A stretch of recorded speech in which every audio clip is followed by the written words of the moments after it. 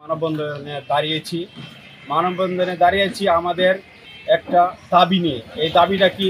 আমাদের দাবিটা হলো খুলসা সার বিক্রেতা অ্যাসোসিয়েশন অফ বাংলাদেশ সারা বাংলাদেশে 44,000 খুলসা সার বিক্রেতা কার্ডধারী আছে। এর ভিতরে আমরা ইতিমধ্যে জানতে পেরেছি বাংলাদেশ কৃষি উপদেষ্টা সম্মানিত স্যার বক্তব্য রাখছেন যে খুলসা সার বিক্রেতা কার্ডধারীদেরকে স্থগিত করা হয়েছে। বাংলাদেশে বিসিআইসি এবং বিডিসি সার বিক্রেতারে থাকবে। আমরা যদি এখানে হারিয়ে যাই তাহলে আমাদের 44,000 পরিবার ধ্বংস হয়ে যাবে, ঋণগ্রস্ত হবে। তারা ব্যাংক থেকে ঋণ নিয়ে ব্যবসা পরিচালনা করতেছে। আজ থেকে 30 বছর আগে থেকে তাদের ব্যবসা শুরু করছে, অদ্যাবধি আছে। এবং তৃণমূলে বাংলাদেশে 5 কোটি কৃষকের হাতে সার পৌঁছায় দিচ্ছে খুলসা সার বিক্রেতারা। আমরা তাই নাকি? আপনারা কি বলেন?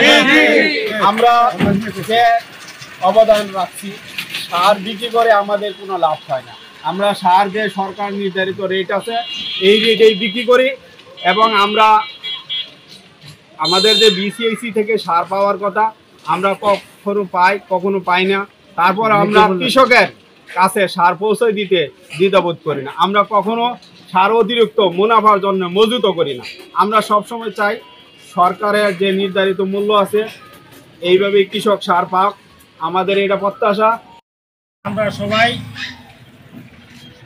সরকার ন্যায্য মূল্যে কৃষকের নিকট সার পৌঁছে দেব। কেউ যাতে বেশি দামে সার বিক্রি না করে ওই বিবেচনা করে আমরা সার বিক্রি করব। আর ডিলার আমাদেরকে সরকার এটা সার দিবে, আমরা কৃষকের কাছে ওই ন্যায্য মূল্যে সার বিক্রি করব। আমরা বেশি দামে কেউ সার বিক্রি করতে চাই না, আর কোনোদিন করব। নিরপেক্ষ, সত্য প্রকাশে আপোষহীন।